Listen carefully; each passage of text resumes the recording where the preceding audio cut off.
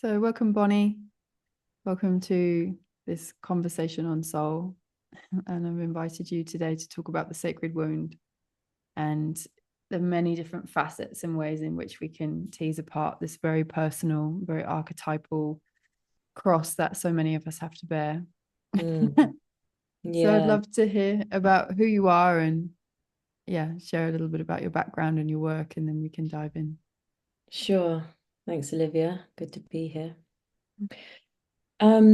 So yeah, I'm, I guess, a soul-centered coach, a soulful leadership coach. I'm trained in something called psychosynthesis, which is like a psychospiritual philosophy and psychology that offers frameworks about what it means to be a spiritual being having a human experience.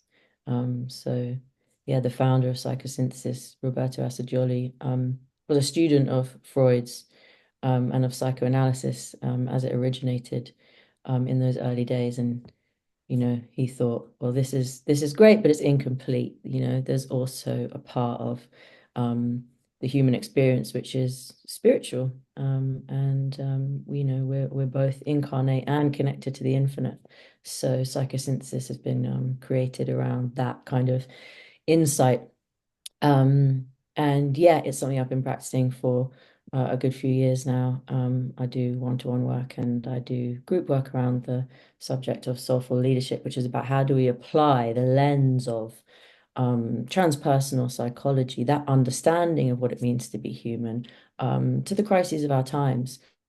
Understand this moment as a moment of both emergency and emergence, both breakdown and breakthrough. And the transpersonal is really helpful for that because it works very deliberately with crisis as an opportunity for breakthrough and emergence. Mm.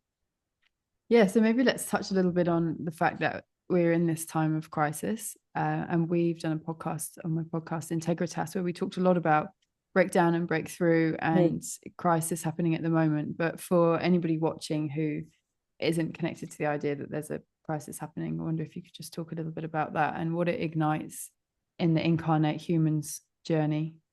Sure. Yeah, so it's not probably hard to see that things aren't going so well. You just need to read a newspaper. Um, Yeah, so there's this idea of the poly crisis, which is that we've got these multiple interlinked crises at the level of, the climate and environmental crises, social and political kind of inequality, and of course, like war and conflict, and then the mental health crisis of, there's rates of suicide and depression are on the rise and have been for a while. Quite alarming, those how those are increasing. So then, many people are looking at all of this and saying, well, underneath these crises are actually symptoms of a meta crisis, which is a crisis of disconnection. We're disconnected from the natural world, and that means that we destroy it, that we kind of sell it. Um, we're disconnected from each other. That's what leads to dehumanization, and all other forms of kind of violation, and violence. And we're disconnected from ourselves, from the core of our beings, from what it means to be human. And therefore, that's what leads to all sorts of mental health issues, including, just addictions, feelings of alienation.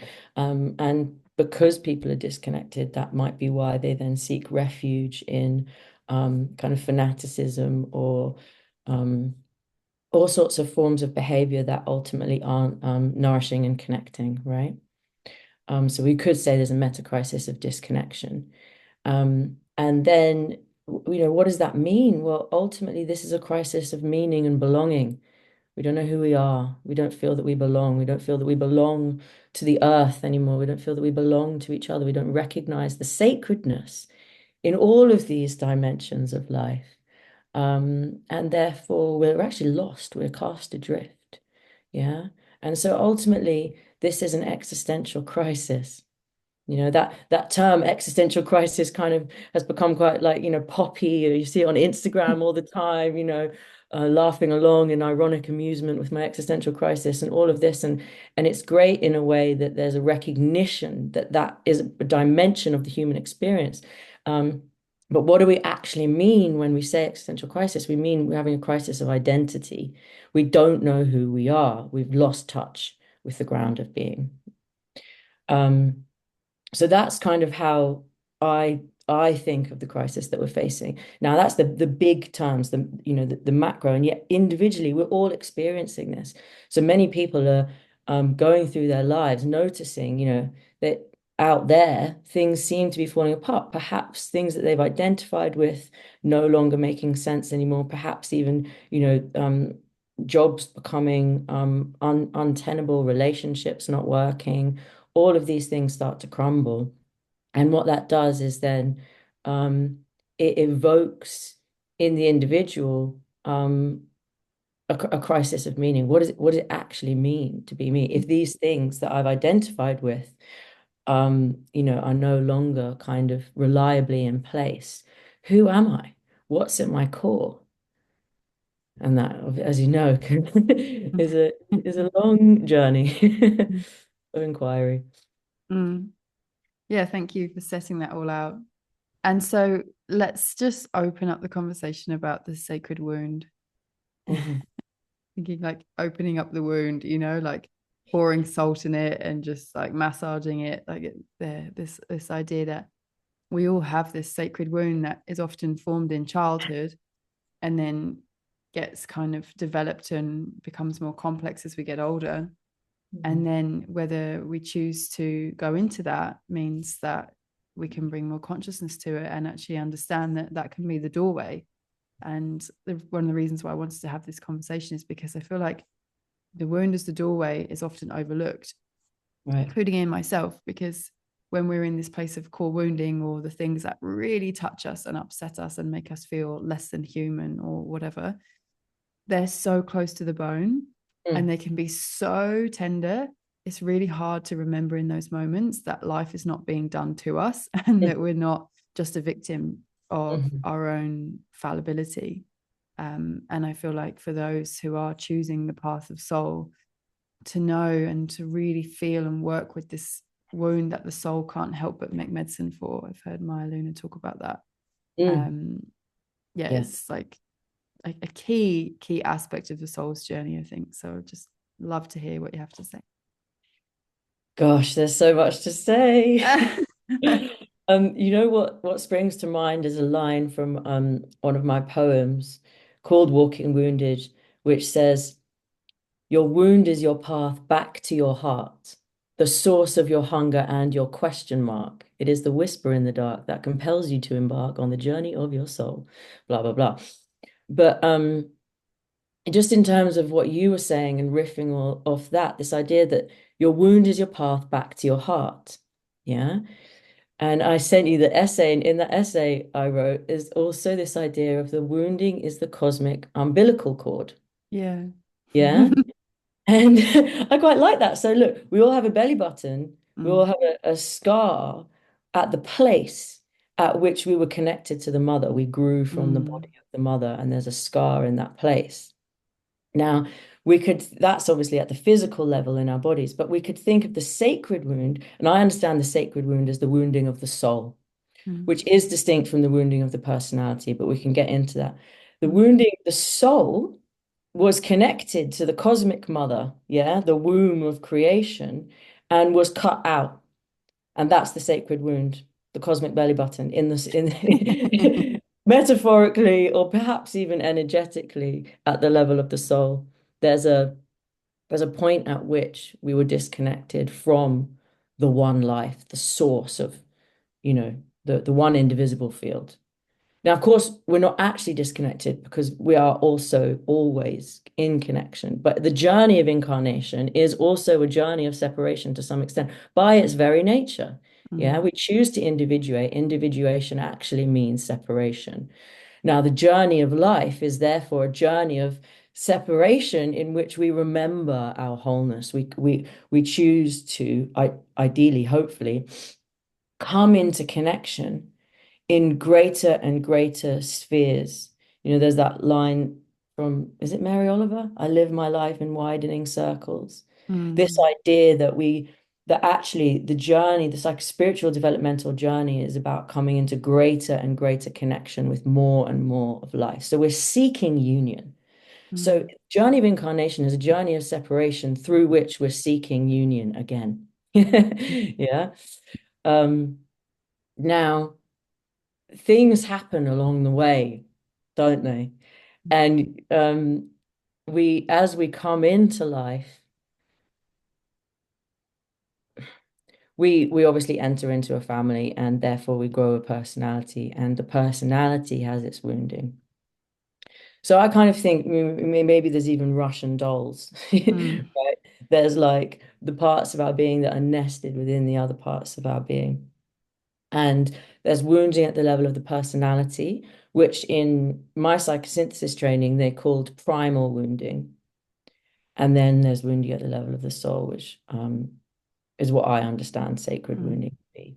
mm.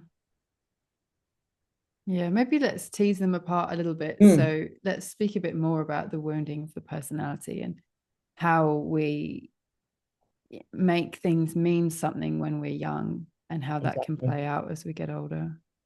Yeah. So the way I understand it, these two dimensions of wounding are absolutely connected, like Mm, inextricably linked, right?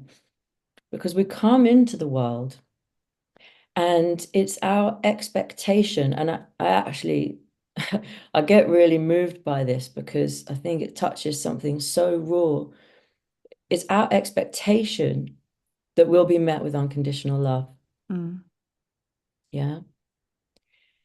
And Francis Weller kind of talks about this in his Five Gateways of Grief. I think Francis Weller's work on the Five Gateways of Grief is pointing towards some of this stuff around sacred wounding. It's absolutely exquisite work. So there's one of those gateways of grief. I can't remember if it's the third or the fourth, where he says, um, not receiving that which we expected, mm, something like that. And I've always read that at the level of the sacred wound, that we come into the world expecting unconditional love because we know that that is actually what we are made from, what we come mm, from, and we don't receive it.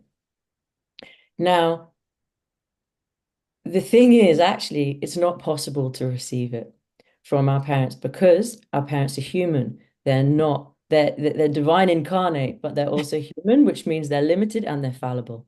mm, So I must reference also John Wellwood here, who does really brilliant work around this, the distinction between um, perfect love and imperfect relationships. So he's got mm, a book called Perfect Love, Imperfect Relationships. And it's about this expectation of perfect love, of unconditional love, is put onto human people that actually cannot deliver it, right? mm, And that becomes the source of our grievance and our personal wounding. Um, But so we come in expecting this unconditional love, and it's not necessarily received. And what we do, because we, in our, our limited infantile consciousness, we can't understand it. What we do is we make it our fault. I didn't receive that love because I wasn't worthy of it. mm, And then we create a personality to compensate for what we feel is our kind of essential incompleteness or unworthiness.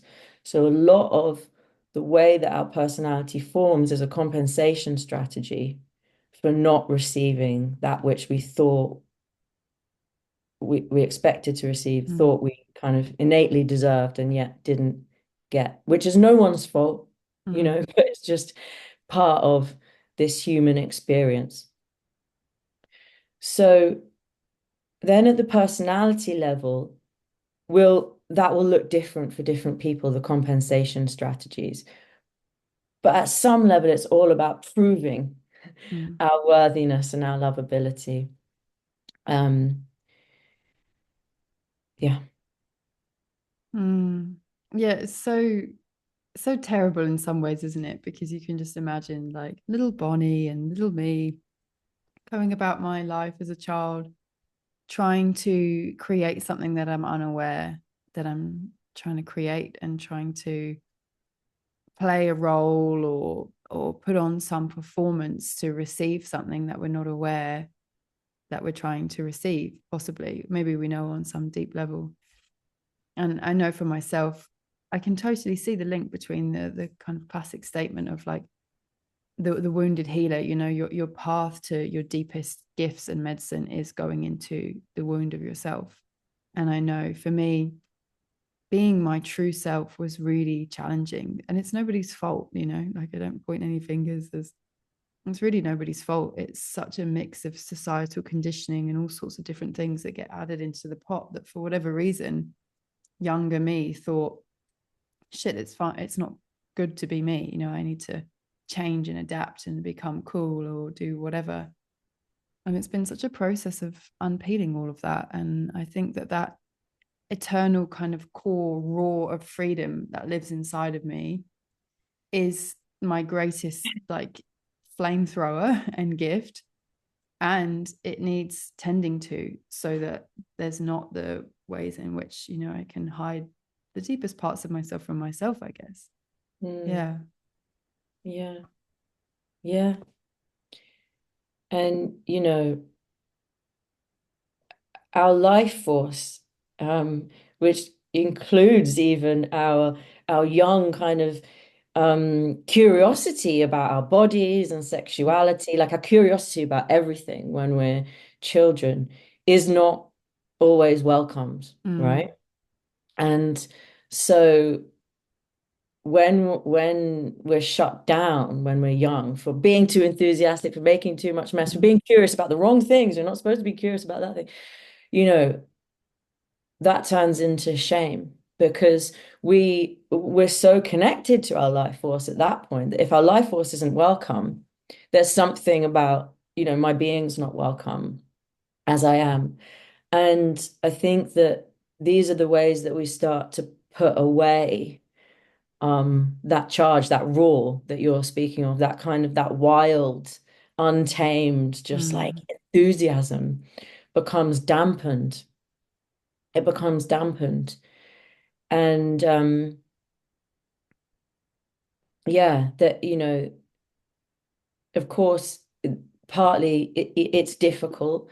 Um, our parents, they have their limitations, and there's also, I mean, people would say, I know France as well, would say there's something about the setup as well of mm, family life within our current culture where we're not in the village. So actually, where in other times or places, those kinds of needs for our curiosity and desire to be met in mm, different ways by different people that could speak to different, respond in different ways, different parts of it, doesn't happen. So there's probably more shutdown that happens because there's basically more limitation, less capacity mm, for managing that vitality that the children have, right?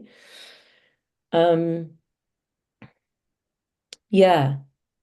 And and so conditioning begins, and we learn to kind of, okay, no, it's not welcome for me to be too creative, to be too messy, to be too loud, or to be curious about this thing or that thing, Um, and we learn how the responses come and when we get the love and the reward, and we kind of start to change our behavior towards that because we need the love. And it happens, and you mentioned as well the kind of that shallow enterprise of being cool that we can all mm, get involved in. That's the next stage, right? So there's the conditioning of the family, and the family's expectations and the cultural expectations. And then there's, okay, friends, and how do I fit into that tribe and that community, and how do I then contort mm, myself? So there's these layers.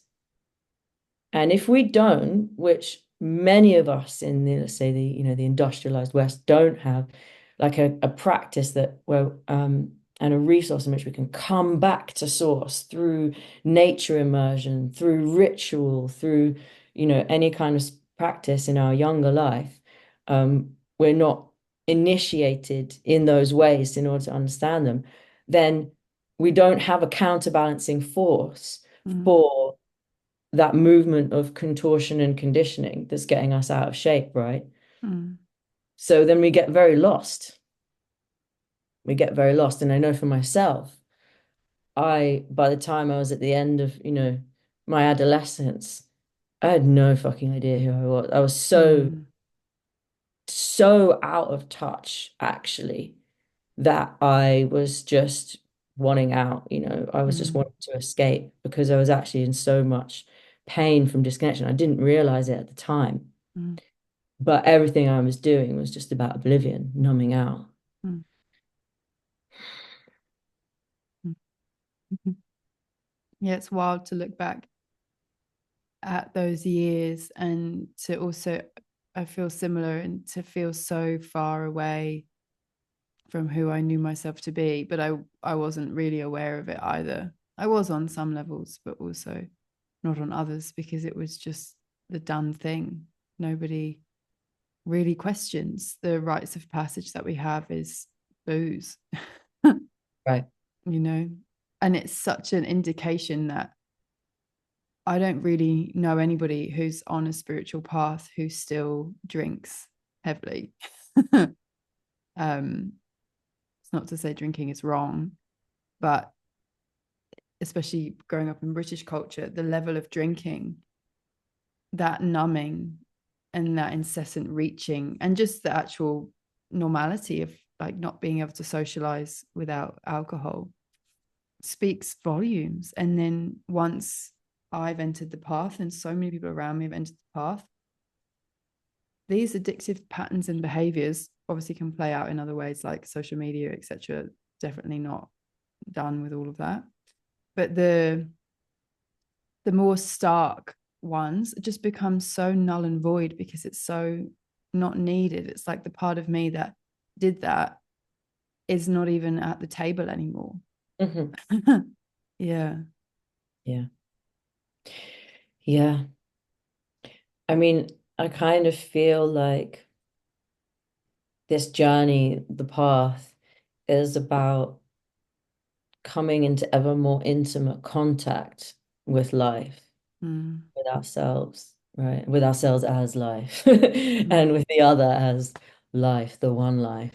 mm, And just holding a sustained loving gaze and growing our capacity to hold a sustained loving gaze with ourselves, with the other, with the world, which is inclusive of all of the mm, suffering, mm, you know. The suffering makes us want to turn away, right? This is mm, also the thing about shame. Shame mm, makes us want to turn away, want to hide. So mm. because in our wounding we have that shame there, that's when we turn away from the world. That's when we um actually don't want to be seen even Yeah. by the sustained loving gaze of another, because I'm not worthy. Mm, When I'm in shame, I'm not worthy of your loving gaze. mm, mm. Yeah. So maybe let's talk about the tenderness of the soul and the Yeah. vulnerability of the soul being seen. Yeah. Yeah. Exactly. Beautiful. Um, yeah, I remember. Oh, yeah, and I feel it now as well within me. Um, yeah, my teacher's saying on my training, there's a shyness to the soul. Mm, So there's and it's been helpful for me to really have the kind of distinction between certain things at a personality level and other things that are there at a soul level. And when we conflate those things, that's when we can get into a bit of trouble. So um, there is maybe a more pathological shyness, which is a hiding. mm, And then there's the shyness of the soul, which is it's like a precious wild animal. mm, You need to approach it with caution. It will be scared off easily. Um, yes, there's a real tenderness to the soul, and the soul has well, in my kind of thinking about all of this, I say, you will have me say it many times, that the soul has these core longings for truth, beauty, mm, love, and that these are the appetites of the soul. And So the soul is hungry, and it's hungry in a very different way than the personality is hungry. Yeah. So like we were saying, the personality has these compensation strategies. It's kind of striving to get its needs met. Mm, And often those needs are around kind of control and approval and security in order to feel safe. But the soul has these deeper yearnings. And I think it's words like longing and yearning that are relevant to the soul. There's an achingness in it. mm, Yeah. Whereas the personality is more compulsive. It's a wanting, it's a clinging, mm, it's striving, right? We can see the different energetic there. Um, and I wrote something about this recently, and it is about how when we really relevant to this idea of the sacred wound and our need to feel the longings of the soul. Now, if every time I feel that, what I might call the existential ache of the soul, this yearning mm, for something more, this yearning for greater intimacy, this yearning for deeper connection, this yearning for adventure, this yearning to feel mm, spiritually employed in life, that I have a place, that I belong here. mm, Those are all yearnings of the soul. mm, Now, anytime I feel that, I cover it up with some kind of compulsive mm, clutching at the personality level for a drink of mm, alcohol or reaching for my phone. All of these strategies that will distract me from the feeling. Yeah. Now, of course, at one level, we understand that it's painful, this sense of spiritual alienation, which is part of the sacred wound. Yeah. That sense of not belonging, that sense of divine homesickness, even. mm, All of these are that is like a symptom of the yearning of the soul. mm, Um, if when I'm feeling that, I just distract myself through all of the ways that I might, then I'm not actually allowing myself to be in touch with the appetites of my soul. mm, And actually, even though there's a level at which it's uncomfortable or painful in the way that an aching is, in the way that heartache is, it's also um, directing me towards that which at a deeper level I want and need for my mm, own personal evolution, mm, you know?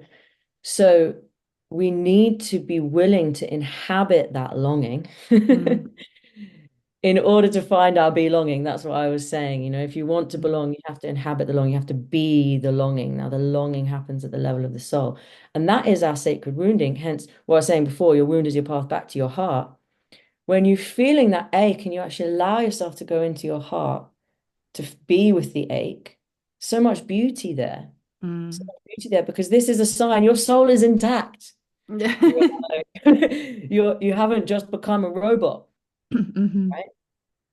And the world that we live in is not um hospitable to the mm, soul. It's mm, hostile to the soul, in fact, we could mm, say.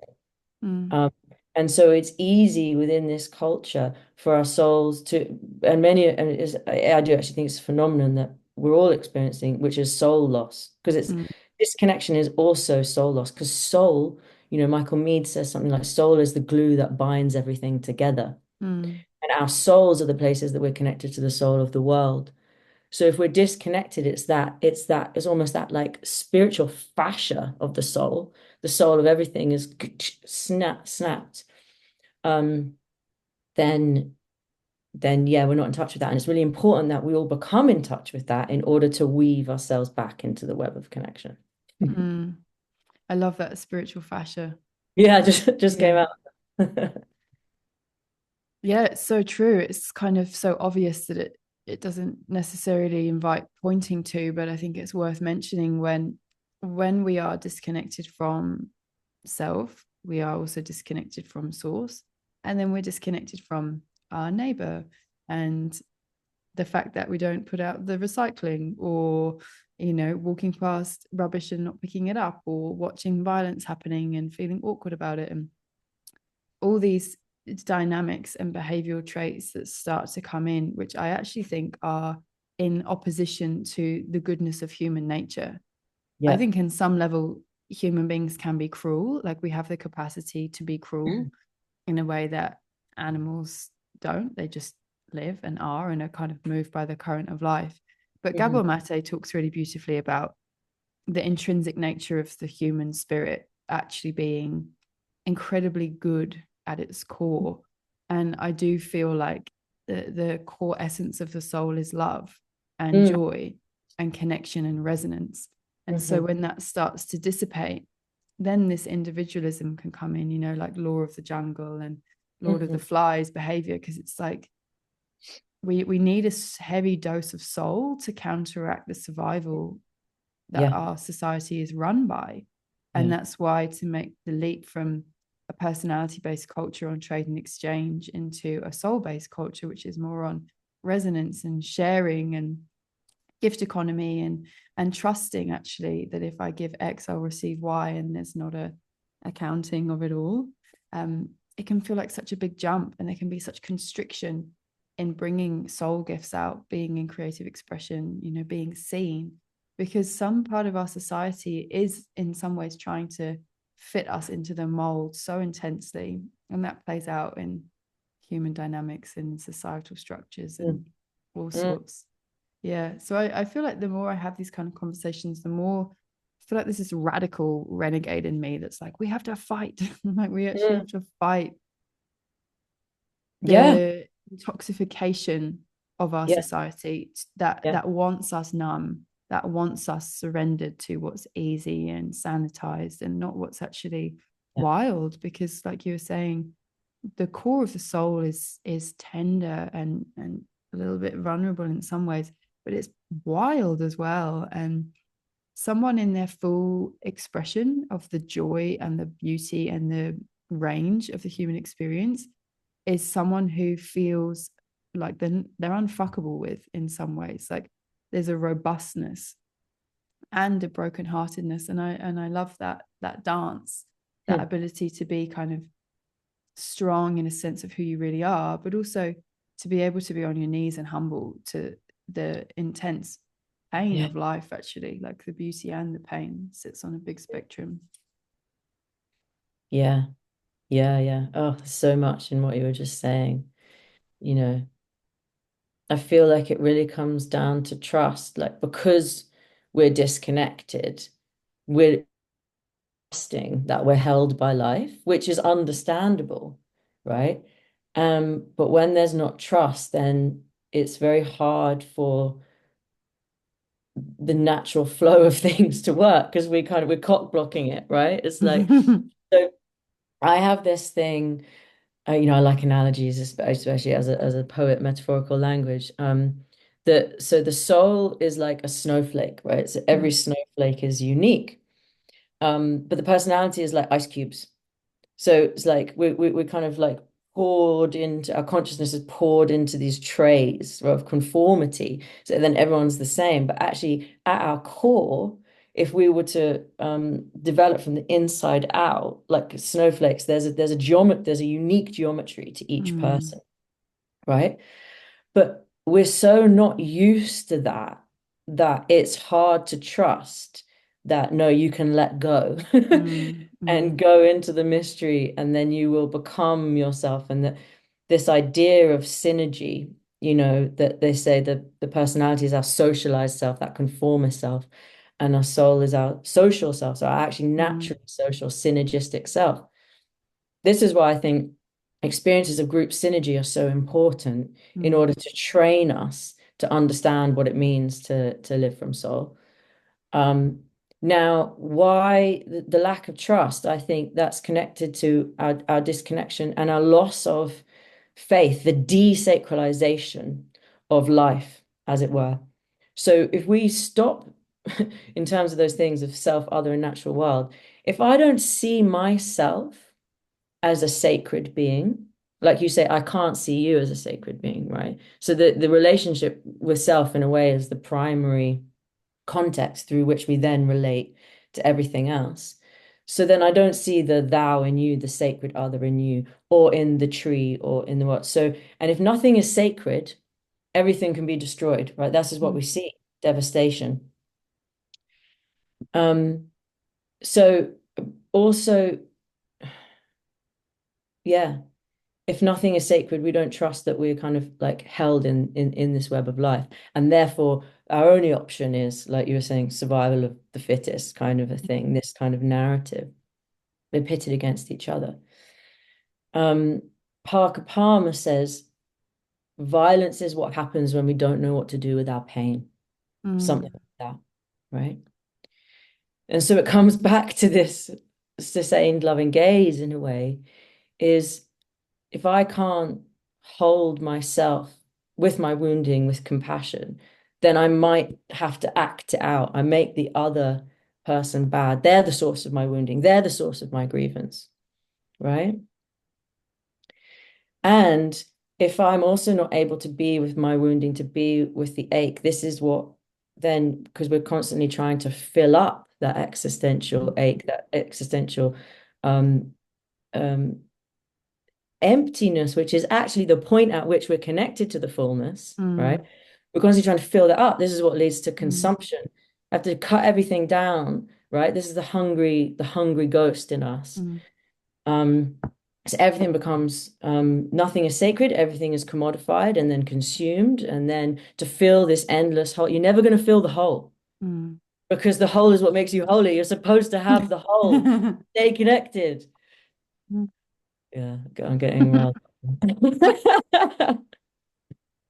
So, just for anybody that is kind of wondering how this all ties together in a bow, Mm, I'm understanding all of this as this is the wound of the soul, this feeling of disconnection, this feeling of a lack of safety for soulful expression in an unsolarized world.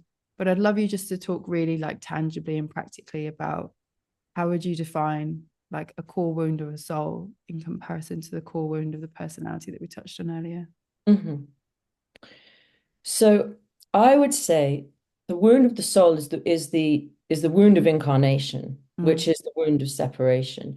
Now that doesn't have to be a wound of disconnection, um, in the way that it's being played out now, mm, right? If we lived in a more, as you were saying, solarized, mm, if we lived in a way where actually we were in harmony with each other, with the natural cycles, then it's like, okay, like we're actually feeling like I'm having a journey of being a separate self, but I mm, know myself to be intimately interwoven with the web of mm, life, mm, right? Which mm, is how many cultures lived for many tens mm, of thousands of years, right? And some, obviously there's still remnants of that in some places in the world. Um, Now, who knows how it happened somewhere along the way? Um, you know, that web of connection has been severed. And so the sense of the soul being interwoven with life has become mm, more and more distant, should we say. mm, And the survival personalities agendas have taken over, so much so to the extent that we see the culture that we live in now, which, as you were saying, is by its nature actually supportive of behaviors that lead to numbing and distraction. mm, Now, I don't personally view that as someone at the top, some kind of consciousness trying to manipulate us to create that state of being. Although I'm not saying that's not true, but I think there's system forces at play mm, that what's happened, through consumer capitalism, and neoliberalism is this feeding of that hungry ghost. Because actually, you know what? It's supportive for the economy if you are addicted. yeah. Addiction's great, dollar sign, is Mm, mm, so people being kind of sovereign and healthy and totally connected to the web of life, they're going to be way less needy, yeah. right? Um, so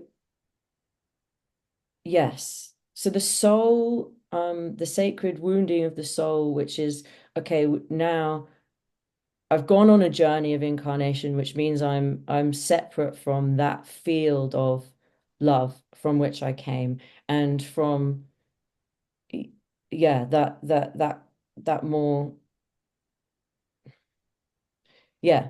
the sense of interconnectivity with everything. And I've come into this world in which disconnection is rife.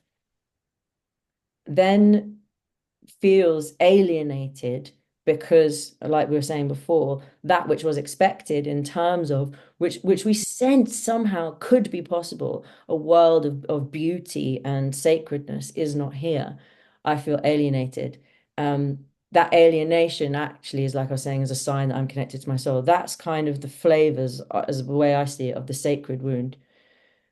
Then what's happened is my personality, because I have not received the unconditional love I expected, has created compensation strategies in order for me to receive the love that I want, which means I've now engaged myself in some process of proving my worth through Mm, maybe work, maybe relationships. These are some of the classic ones, right? Status, money, all of these things that I think will in the end prove to me that I'm worthy.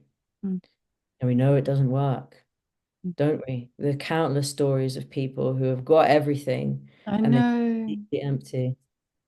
It's like we see it playing out on the outside, on the silver screen of Hollywood, watching child stars just decimate their lives again and again and again. And yet there's something that propels us as humanity to just think it will be okay when, I will be Yes. safe when, I will be happier when, I will finally relax when. And I just think the ceiling just moves up and down depending on how much money you have in the bank Yeah. and your connection with yourself. And like I was saying earlier, to disentangle from that core narrative that our society is structured on is Mm. radical work, and it requires a leap of faith. Mm. Yeah. And because the part of us that is engaged in the acquisition of approval, money, status in order to feel worthy will never, ever feel worthy. Mm, So that part of us its needs will never be met. Yeah. And there's a model for this in psychosynthesis around subpersonalities. And on the surface is the ostensible need, right? So that, like I need approval in order to know I'm worthy. Underneath that, oh, sorry, that the ostensible want, I want approval in order to feel worthy. Underneath that, the deeper need is actually just of acceptance as I am, mm, mm, right? The deeper need is just to be loved and accepted as I am, because and to not need to prove. Now, if I am constantly engaged in proving, I will never give myself the opportunity to be accepted as I am, right? mm, So I'm actually, the more I'm actively involved in that behavior, I'm denying myself the opportunity to get my needs met. And this is what we see playing out everywhere. mm, mm. Yeah, it's like the attempt to reduce suffering is so intense that it's actually the attempt that can create deeper suffering. Absolutely. Yeah. So I would say most of our suffering is created by our desire to avoid suffering, Mm, you know. yeah. And and actually there's some suffering that's inherent in human existence and needs to be felt Mm, as the chastening of ourselves in life that is just one of these truths that for many people their suffering is their greatest teacher. And I mm, know we spoke about this in our last conversation. um yeah, but it's important to distinguish between neurotic suffering, which is happening at the level of the personality, which we do want to work with, mm, and the suffering of the soul, which is inherent in the experience of being crucified in life, which is mm, inherent in the mm, experience of the journey of incarnation, mm, which mm, to some degree will be a journey of mm, separation. mm. Yeah, beautiful. I love that distinction because it speaks to this kind of concept of therapy, I guess, which is bringing yourself back to wholeness and not trying to just fix the endless cycle of human fallibilities and feelings of suffering, because the work never ends. I think so much of it is about creating capacity to be with the intimacy of life. Yeah, Mm, yeah. And that's what, we were talking about earlier, this sense that um in some ways we need to be able to inhabit the wounding at the level of the soul, which will then keep is calling us deeper and deeper onto our path. Yeah. And I really, that's like a concept that I work with in my soulful leadership stuff, which is that Michael Meade says something like,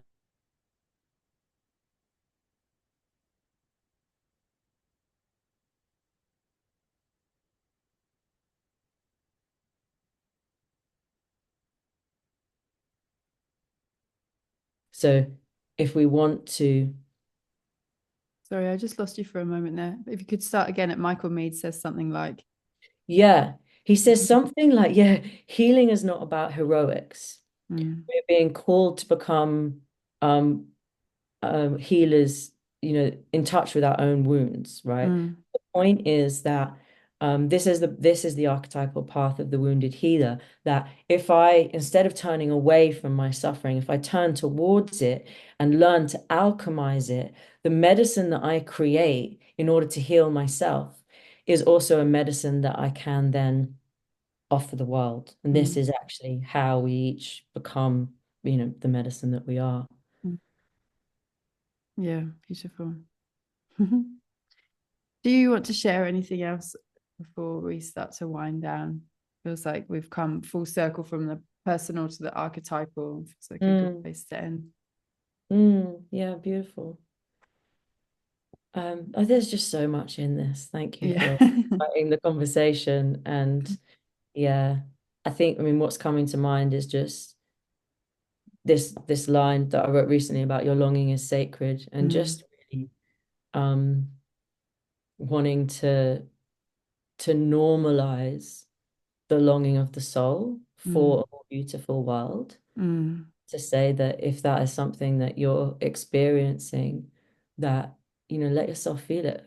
mm, Grieving together in good company is really part of the work we need to do, mm, which is mm, obviously what, Joanna Macy and mm, people like Francis Weller have been talking about. Like, I really believe that there's such an important place for grief work at this time, mm, mm, so that we can normalize feeling in touch with our pain and suffering, which means coming alive, yeah. And that coming alive is the most important thing, not choosing to distract ourselves and turn away. But if we can hold a sustained loving gaze with ourselves in our pain, we can also alchemize it and move beyond it and create more medicine mm. for these times. Yeah, I love that. Yeah, becoming alive is the most important thing. I agree. Mm. Yeah. So thank you so much. And if anybody has watched this and has enjoyed it, then I also talked to Bonnie on my Soulful Leadership podcast, which I'll link in the notes. And we touched on the sacred wound, but I knew that there would be more. And so it's good to dive back into it here. Mm. Yeah. Yeah. Much, Olivia. Thank you so much.